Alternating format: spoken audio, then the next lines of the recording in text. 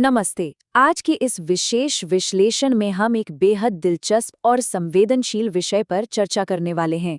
हम एक ऐसे परिवार की केस स्टडी देखेंगे जो पढ़ाई के भारी दबाव और कुछ अनकही छिपी हुई भावनात्मक उलझनों के बोझ तले टूटने की कगार पर था। परीक्षा के तनाव से लेकर वापस पारिवारिक शांति तक का उनका सफर कैसा रहा और इसमें ऊर्जा के पैटर्न्स या एनर्जी सिस्टम्स का क्या रोल था। तो चलिए बिना किसी देरी के इस केस स्टडी में गहराई से उतरते हैं। अब यहाँ एक बहुत ही महत्वपूर्ण सवाल उठता है। जब एक परिवार पूरी तरह से टूटने की कगार पर खड़ा हो तो वो वापस शांति का रास्ता कैसे खोजता है। आज के समय में जब माता पिता पर करियर और बच्चों के भविष्य को लेकर भारी चिंता रहती है, घर का माहौल अक्सर एक युद्ध के मैदान जैसा बन जाता है। हर कोई अपनी जगह सही होता है, लेकिन फिर भी कुछ भी सही नहीं चल रहा होता। आज का हमारा उद्देश्य किसी पर उंगली उठाना नहीं है, बल्कि उस अदृश्य संघर्ष को समझना है जिससे आज बहुत से माता पिता और परिवार गुजर रहे हैं। तो चलिए सीधे उस समय में चलते हैं जहां से ये कहानी शुरू होती है। दिसंबर 2025। कल्पना कीजिए एक ऐसे घर की जो बिल्कुल एक प्रेशर कुकर बन चुका था। सीटी बस बजनी ही वाली थी। 10वीं बोर्ड की परीक्षा सिर्फ 2 महीने दूर थी, जो किसी भी टीनेजर के लिए बहुत तनावपूर्ण होती है। लेकिन यहाँ कहानी थोड़ी अलग थी। बेटी का ध्यान किताबों में बिल्कुल नहीं था। उसने हाल ही में भारतीय महिला T20 क्रिकेट टीम को देखा था और बस अब वो क्रिकेट के ही सपने देख रही थी। उसका ध्यान पढ़ाई से पूरी तरह भटक चुका था। इस परिवार के पूरे इकोसिस्टम को समझना बहुत दिलचस्प है।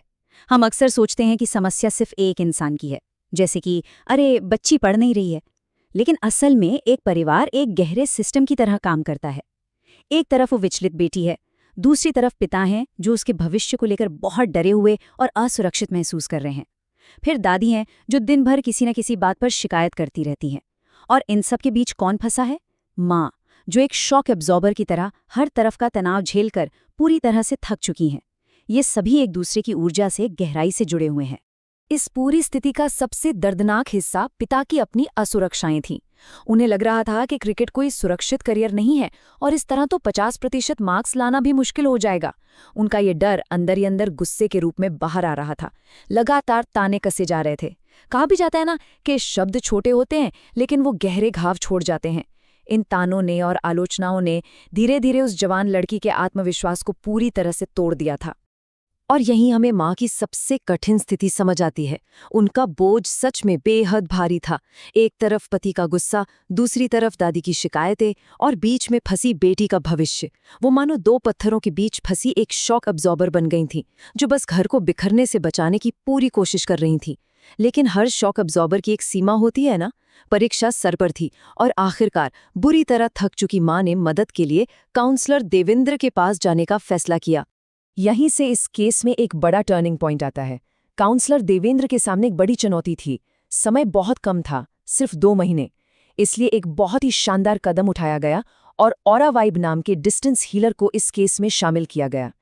इसे ऐसे समझिए, पारंपरिक काउंसलिंग बिल्कुल ऐसी है जैसे एक बेहद गर्म और उमस भरे कमरे में बैठे लोगों से कहना कि प्लीज शांत रहो, पसीना मत बहाओ। लेकिन डिस्टेंस एनर्जी हीलिंग, ये उस कमरे का भावनात्मक तापमान ही बदल देती है ताकि लोग अपने आप स्वाभाविक रूप से शांत महसूस करें। अब आप शायद सोच रहे होंगे कि ये ऑरा और डिस्टेंस हीलिंग काम कैसे करती है। दरअसल हमारा शरीर सिर्फ हार्ड मास नहीं है। हमारा नर्वस सिस्टम लगातार एक इलेक्ट्रोमैग्नेटिक फील्ड बनाता है जिसे हम ऑरा कहते हैं। आपका गुस्सा, डर या असुरक्षा, ये सिर्फ भावनाएं नहीं हैं, इनकी अपनी एक विशेष फ्रीक्वेंसी होती है। डिस्टेंस हीलर किसी ट्यूनिंग फॉक की तरह रेजोनेंस या अनुनाद के सिद्धांत का उपयोग करते हैं। जब दूर से एक शांत ऊर्जा भेजी जाती है तो वो परिवार के ऑरा में मौजूद नकारात्मक उलझनों को सुलझाने लगती है। इसका असर सच में किसी जादू से कम नहीं लगता, लेकिन ये असल में ऊर्जा का एक सिस्टमिक शिफ्ट है।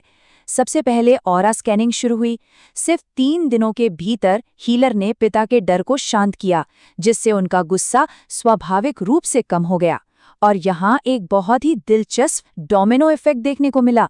जैसे ही गुस्सा शांत हुआ, दादी को मिलने वाला नेगेटिव ट्रिगर बंद हो गया। उनकी ऊर्जा उस शांत घर से मेल नहीं खाई और वो खुद ही कुछ दिनों के लिए गांव चली गईं।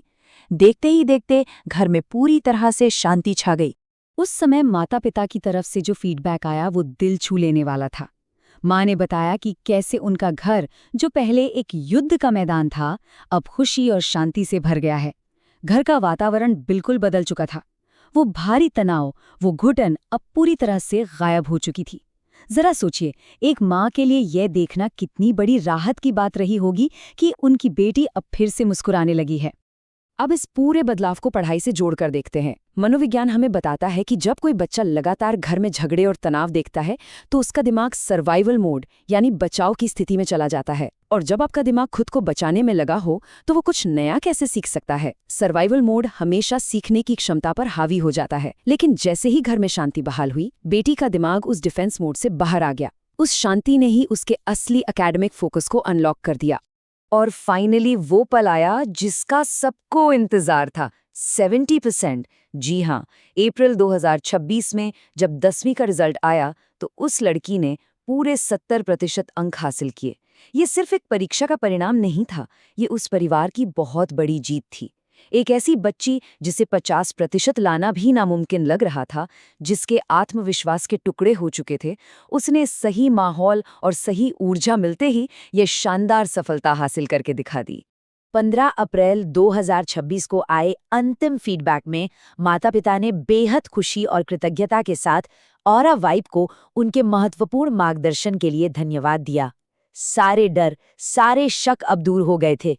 यह केस इस बात का सबूत है कि जब हम समस्या की जड़ यानी एनर्जी या ऊर्जा पर काम करते हैं तो परिणाम कितने सुखद और जीवन बदलने वाले हो सकते हैं। वैसे इस केस स्टडी से हमें करियर को लेकर भी एक बहुत बड़ी सीख मिलती है। हम अक्सर पैशन या जुनून की बात करते हैं। बेटी को क्रिकेट खेलना था, है ना? लेकिन क्या वो उसका असली करियर था?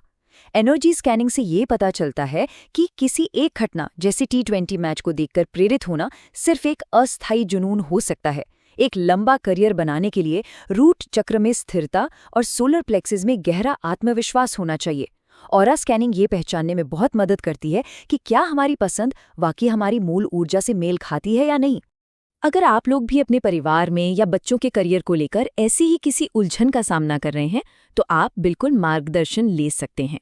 आप ऑरा वाइब को उनके व्हाट्सएप नंबर 919167061013 पर सीधा मैसेज कर सकते हैं या फिर उन्हें blessings.through.reikihealing@gmail.com पर ईमेल कर सकते हैं। कई बार जिन समस्याओं का समाधान हमें बाहर नहीं मिलता वो हमारी आंतरिक ऊर्जा को ठीक करने में छिपा होता है। तो जाते जाते मैं एक बहुत ही गहरा सवाल छोड़कर जा रहा हूँ। हम अक्सर कहते हैं कि ये मेरा फैसला है या ये मेरा सपना है, लेकिन क्या हमारे चुने गए विकल्प वास्तव में हमारे अपने होते हैं या फिर वे बस हमारे आसपास के माहौल और ऑरा में मौजूद उस अदृश्य ऊर्जा के प्रति केवल एक अस्थायी प्रतिक्रिया मात्र होते हैं? इस पर जरूर विचार कीजिएगा। मुझे उम्मीद है कि इस विश्लेषण से आपको पारिवारिक प्रणालियों को देखने का एक बिल्कुल नया नजरिया मिला होगा। हमारे साथ इस चर्चा में जुड़ने के लिए आपका बहुत बहुत धन्यवाद।